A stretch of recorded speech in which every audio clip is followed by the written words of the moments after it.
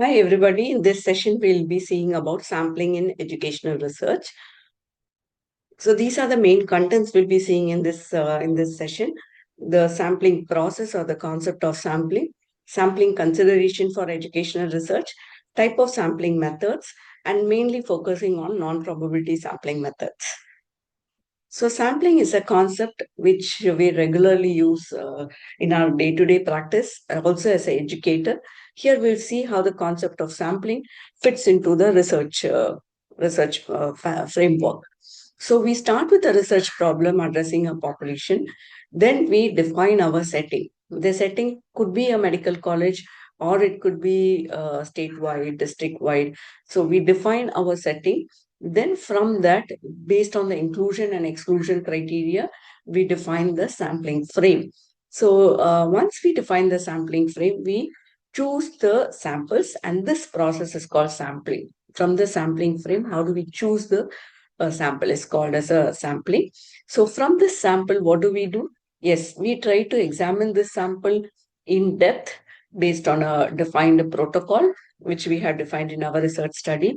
And based on the interpretation from this sample, we try to generalize or interpret about the whole population. This is how the sampling fits into the research framework. Yes.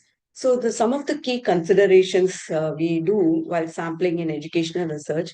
Here are few, and many more we can dive in later. So the first being the sampling unit. Usually in biomedical research, the sampling unit is an individual, but in our educational setting, taking a sample as an individual not possible in many settings.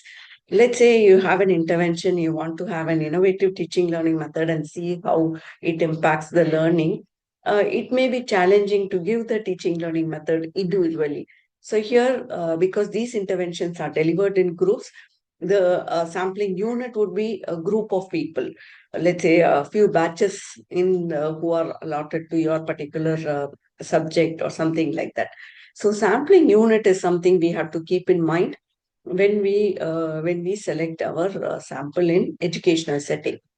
The next being, we have to consider the ethical issues, especially students being a vulnerable population. We have to consider these ethical issues. And we are not only as a researcher in the situation of educational research, we also have the responsibility as an educator.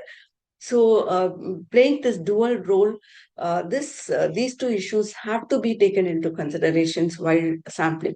It may not be ethically correct and may not be maybe against our responsibility if you plan to give a innovative teaching learning method only to one group of students. So that also needs to be considered. Effect of implementation are mainly context specific in educational setting. Hence, doing a probability sampling would be a challenge in terms of educational research. Sampling can be divided into probability sampling and non-probability sampling. We do a lot of probability sampling in biomedical research, so I'm not diving deeper into those concepts. We'll see a little more about non-probability sampling, what we are not generally used to in our biomedical research. Probability sampling is a way of selecting samples from a sampling frame by random methods, which is more or less similar to biomedical research. Here is another YouTube link in which I have explained about the probability sampling. Those who want a little more clarity on it can go and see that. So now we'll focus on non-probability sampling. It is a method of selecting samples from a sampling frame by non-random methods, which could be subjective or based on certain principles which are non-random. Here are few types and example. The first being a volunteer sampling. Give an example. Let's say you are introducing a specific module, which is not a core part or which is not there in your curriculum of that particular batch. It may not be right or ethically correct to give this course to all students. In that case, you may be wanting to call out for students and ask people to volunteer. Whoever volunteers can take up this course. So in that case, you would be going for a volunteer sample. The next being a quota sampling. Here again, I'll give an example. Let's say you want to see how first year students and final year students react to a particular situation. In this case, you are wanting to compare.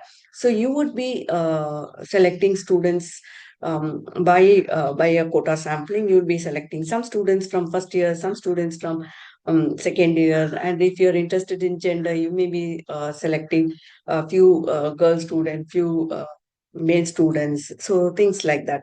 So that is, you have subcategories, and the way you select people from those subcategories are purposive or non using non-random methods. This is called as quota sampling. Purposive sampling is a commonly used sampling method in non-probability sampling. So here purposive means is defined by the purpose. I may be interested to see how students from another culture able to adapt while going through the medical school. So in this case, I would be purposefully selecting people who are vocal, who will be able to give time from the students who have come from enrolled in the medical school from a different cultural background. So that becomes a purposive sampling. Then we have snowball sampling. Snowball sampling is where we, from as a researcher, we know few participants, and we are not aware of who all could be other eligible participants.